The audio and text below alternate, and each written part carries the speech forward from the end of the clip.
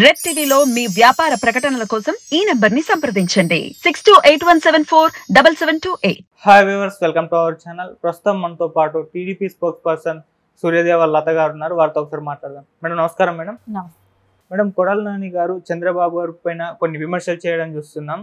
ఒకవేళ చంద్రబాబు గారు అధికారంలోకి వస్తే జూనియర్ ఎన్టీఆర్ గారిని బయటకు గెంటేస్తారు, జూనియర్ ఎన్టీఆర్ గారిని కేవలం లోకేష్ గారిని సీఎం చేయడానికి ఎన్ని తప్పిస్తున్నారు పక్క పొంటి అని చెప్పేసి కూడా కామెంట్ చేయడం చూస్తున్నాం. మరి దీన్ని ఏ విధంగా అర్థం చేసుకోవాలంటారు మేడం? కొడాలి నాని గారు ఒక విషయం బాగా గుర్తుపెట్టుకోవాలి. ఎందుకంటే జూనియర్ ఎన్టీఆర్ గారిని నేను చిన్నప్పటి నుంచి పెంచాను, నాకు బాగా తెలుసు, జూనియర్ ఎన్టీఆర్ ప్రతి అడుగు నాకు తెలుసు అన్న వ్యక్తి జూనియర్ ఎన్టీఆర్ ఓపెన్ గా పబ్లిక్ గా స్టేట్మెంట్ ఇచ్చాడు. గత 10 ఏళ్ల క్రితమే ఇచ్చాడు. నేను ఎప్పుడు కావాలో అప్పుడు వస్తానన్నాడు. నేను సినిమా కెరీర్ నాకుంది, నేను కెరీర్ని డిస్టర్బ్ చేసుకోను అనే మాట స్పష్టంగా చెప్పాడు. అలా చెప్పిన తర్వాత కూడా వాళ్ళు అలా చేస్తున్నాడు అంటే వాంటెడ్లీ బాబు గారి మీద ఏదో బుడద జల్లాలనే చేయటం, కానీ అంతకుమించి దాన్ని ప్రజలకు కూడా తెలుస్తుంది బాబు గారు ఎంత క్లారిటీతో ఉన్నారని. సో జూనియర్ ఎన్టీఆర్ గారు ప్రచారానికి వచ్చినప్పుడంతా చేశారు, తర్వాత యాక్సిడెంట్ అయింది, తర్వాత ఆయన ఓన్లీ సినిమాలు చేసుకుంటానన్నారు. సరే సినిమాలు చేసుకుంటున్నారు, సో ఆయన హ్యాపీగా ఉన్నాడు, ఈయనకేంటి బాధ అంటే లోకేష్ గారు నియంత్రణ రాజకీయాల్లో ఉన్నారు. ఆయన రోజు కానివ్వండి ప్రజా సంక్షేమం గురించే కానివ్వండి ప్రజల్లో ఉంటున్నారు. అందుకని ఆయన వస్తే తప్పేంటి, ఆయన రావాల్సిన అవసరం కూడా ఉంది. ఎవరు లేనప్పుడు ఇప్పుడు లోకేష్ గారు వస్తే ఆయనకు చరిష్మా ఉంది, ప్రజల్లో ఉంది కాబట్టే వస్తాడు. అది ప్రజల్లో ఆయన రాలేకపోయి నేను ఇంట్లోనే ఉండి ఆయన ఏదో అప్పటికప్పుడు తీసుకొస్తే మాట్లాడటానికైనా ఆస్కారం ఉంటుంది. లోకేష్ గారు ప్రజలతో గత 15 సంవత్సరాలుగా ప్రజలతో కలిసి ఉన్నారు. ఆయన ప్రజలకు కావాల్సిన ఈ బీమా పథకాలు కానివ్వండి, సభ్యత్వంలో కానీ బీమా చేయించి వాళ్ళకి కావాల్సిన ఎప్పుడైనా యాక్సిడెంట్లు కానివ్వండి, హెల్త్ ప్రాబ్లమ్స్ కానివ్వండి, ఇష్యూస్ ఏది వచ్చిన రోజు కూడా ఆయన త్వరగా స్పందించి వాళ్ళ ప్రాబ్లమ్స్ అన్ని క్లియర్ చేశారు లోకేష్ గారు. ఆయనకు వేరే లోకేష్ గారు కార్యకర్తలతో బాగా మమేకమై ఉన్నారు, ఎప్పుడు వాళ్ళకి అందుబాటులో ఉంటున్నారు. అలాంటి ఆయన రావటంలో తప్పేంటి? కేడర్ అంతా కూడా లోకేష్ గారు కావాలనుకుంటున్నప్పుడు జూనియర్ ఎన్టీఆర్ గారిని ఎవరో రావద్దని ఆపినట్టు, నువ్వు వస్తానంటే వద్దన్నట్టు ఈయన ఎందుకు ముందుకు వస్తున్నాడో అర్థం కావట్లేదు. ఈయన అది ముందు జూనియర్ ఎన్టీఆర్ గారితో క్లారిఫై తీసుకొని ఆయన్ని బయట ఒక స్టేట్మెంట్ ఇచ్చిన తర్వాత ఈయన మాట్లాడమనండి. ఆయనేమో నాకు అవసరం లేదు రాజకీయాలని అన్నప్పుడు ఈయనకేంటి బాధ ఏంటి? సో ఇన్ని మాట్లాడుతున్నాడు, ఇవన్నీ ఇన్ని అభాండాలు వేస్తున్నప్పుడు హూ కిల్ బాబాయ్? నువ్వు ముందు దాన్ని చెప్పు. వివేక గారిని ఎవరు చంపారు అనేది ఫస్ట్ నువ్వు బయట చెప్పు. నువ్వు ఈ ఫ్యామిలీ మీద గురించి మాట్లాడటం కాదు, మీకు అధ్యక్షుడైన వైఎస్ఆర్సీపీ నాయకుడైన జగన్మోహన్ రెడ్డి గారు ఫ్యామిలీ గురించి నువ్వు మాట్లాడు. నారా చంద్రబాబు నాయుడు గారి ఫ్యామిలీ గురించి మాట్లాడే అర్హత కానీ ఆయనకున్న నీకు అంత అవగాహన కూడా లేదు. నువ్వు ఊరికే ఏదో దుమ్మెత్తి పోద్దామనుకుంటే నీ వెనకాల ఎంత ఉంది, నువ్వు ఇలాంటి పార్టీలో ఉన్నావు, ఏం మాట్లాడుతున్నావు అనేది ప్రజలకందరికీ తెలిసిన విషయమే కదా. నువ్వు ఆ పార్టీలో ఉన్న వాళ్ళ సొంత బాబాయిని చంపుకుంటేనే ఇప్పటి వరకు దిక్కుమోక్కు లేదు. నువ్వెవరు టీడీపీ గురించి మాట్లాడటానికి? ముందు దాన్ని క్లియర్ చేసుకుని తర్వాత మాట్లాడమనండి. అంటే ఎన్టీఆర్ గారి ఫ్యాన్స్ని ఏమన్నా అట్రాక్ట్ చేయడానికి ఇటువంటి వ్యాఖ్యలు చేస్తున్నారు అనుకోవచ్చు. అంటే గతంలో కూడా బాలకృష్ణ గారు ఫ్లెక్సీలు తొలగించినప్పుడు ఎన్టీఆర్ గారి ఫ్యాన్స్ బహిరంగానే ఒక లెటర్ రాశారు, టీడీపీని ఓడిస్తామని చెప్పేసి. ఇప్పుడు కాస్త ఈయన అగ్గికి ఆగ్నేయం పోసినట్టు ఎలాంటి వ్యాఖ్యలు చేస్తున్నారు అనుకోవచ్చు. ఆ రోజు జరిగిన విషయం ఏంటనేది అందరికీ తెలుసు, ఫ్లెక్సీల దగ్గర జరిగిన విషయం ఏంటనేది అందరికీ తెలుసు.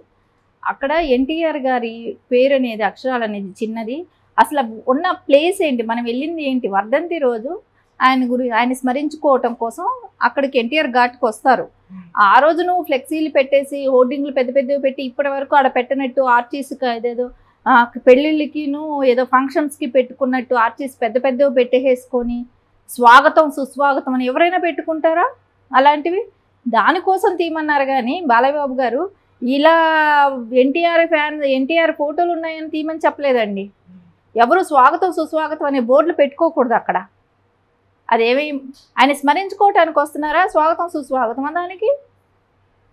అది చేయబట్టి వద్దన్నారు.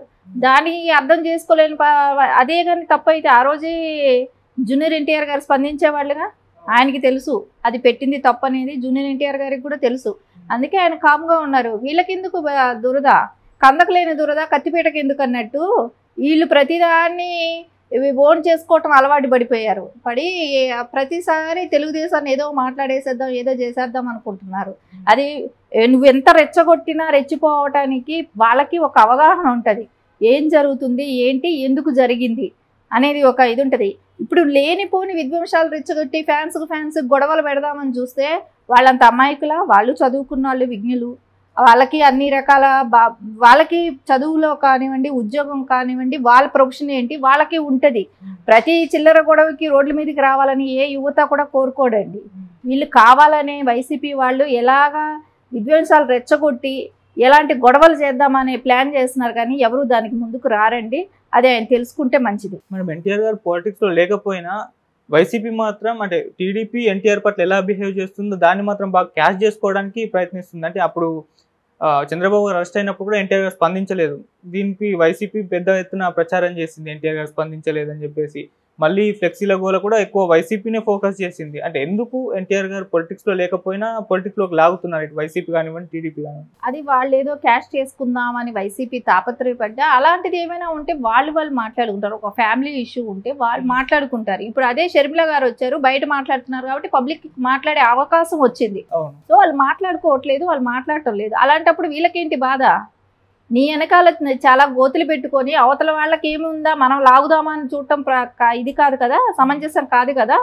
నువ్వు ఫస్ట్ అక్కడ వాళ్ళకి ఏమీ లేదు, నువ్వు కావాలనే రాసేసేదానికి చూస్తున్నావు. వాళ్ళలో ఎలాగైనా విధ్వంసాలు రెచ్చగొట్టి వాళ్ళు ఫ్యామిలీలో నుంచి బయట వచ్చి గొడవలు పడాలి, నేను దాన్ని పెద్దది చేసుకోవాలి, పార్టీ పబ్బం గడుపుకోవాలనేది ప్లానింగ్లో ఉంది. ఎందుకంటే తన జడ కోతల్లా వనం వల్ల జడిచినట్టు ఈయన ఎంతసేపు ఏముంది, మన పార్టీలో మన కుటుంబం సరిలేదు, మన పార్టీ ఇది పరిస్థితి బాగోలేదు, సో అందరికీ అంటగడదాం అనే ప్లాన్లో ఉన్నాడు. అది అంతకుమించి ఆడేమీ లేవండి.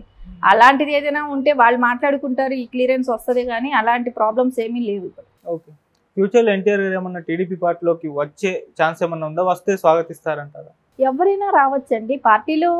ఇప్పుడు ఆయన వస్తానంటే వద్దనే వాళ్ళు లేరు. ఆయన్ని వెళ్ళి ఇప్పుడు ఆయన సినిమాలు నేను చేసుకుంటాను అని అన్నప్పుడు వెళ్ళి నువ్వు వద్దు, ఆ కెరీర్ వదులు, ఇక్కడికి రా అని చెప్పరు. ఎవరు చెప్పరా మాట. వాళ్ళకి ఏ కెరీర్ ఇష్టమో అది చేసుకుంటుంటారు. వాళ్ళకి రావాలనుకున్నప్పుడు బాబు గారు వచ్చినా బాబు గారు ఏమీ చెప్పరు కదా, బాబు గారైనా రప్పిస్తారు, ఆల్రెడీ పనిచేశాడు. అది వాళ్ళకి రావాలనుకున్నప్పుడు వాళ్ళు వస్తారు. ఆల్రెడీ ఎన్టీఆర్ గారు కూడా అదే చెప్పారుగా, నేను రావాలనుకున్నప్పుడు వస్తానని చెప్పి. సో దీనిలో ఇప్పుడు ఇక్కడ కొత్తగా మనం దాని గురించి డిస్కషన్ చేసుకునేది కూడా ఏమీ లేదండి. సో కావాలని ఎప్పుడెప్పుడైనా చిన్న చిన్న విధి జరిగినప్పుడు పెద్దది చేయడానికి వైసీపీ చేస్తుంది. ఎందుకంటే కుటుంబంలో ఏదైనా తగాదాకి ఛాన్స్ దొరుకుతుందా అన్న ప్లాన్తో వాళ్ళు అలా చేస్తున్నారే, కానీ అలాంటివి అయితే ఏమీ లేవండి. ఊరికే వీళ్ళు రచ్చ చేయటం, గోల చేయటం చేస్తున్న పనిలే, కానీ అలాంటి ప్రాబ్లమ్స్ అయితే ఏమీ లేవు.